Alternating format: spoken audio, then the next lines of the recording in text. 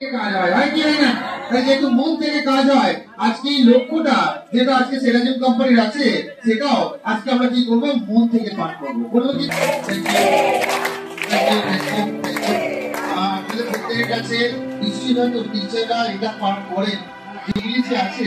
আমি সামান্য কয়েকটা মিনিটের মধ্যে, 1 মিনিটের মধ্যে আমি এটা সামান্য হয়তো কিছুটা বোঝানোর চেষ্টা করবো। আজকে